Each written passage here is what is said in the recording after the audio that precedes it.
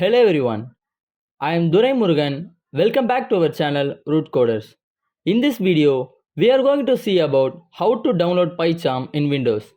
So before diving into the video, make sure to subscribe our channel and press the bell icon by that you won't miss any updates. So let's dive into the video.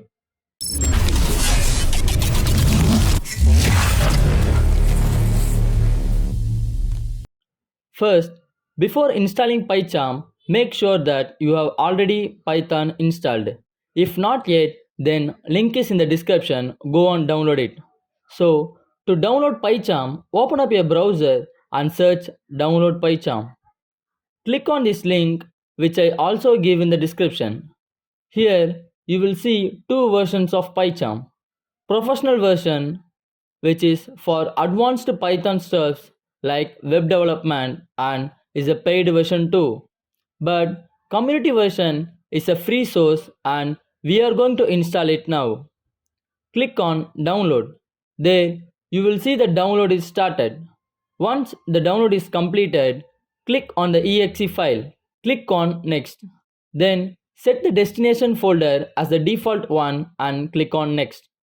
Here, select all except add open folder as project.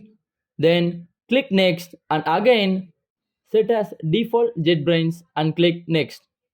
After some time, PyCharm will be successfully installed. Now open up the PyCharm and set as do not import settings and click OK. Here click on customize and there you will see the theme options. For developers, dog theme is recommended, but as a content creator, I opt for light theme. Then click on projects and click new project and name your project as you wish and click on create. So PyCharm automatically creates the main.py file.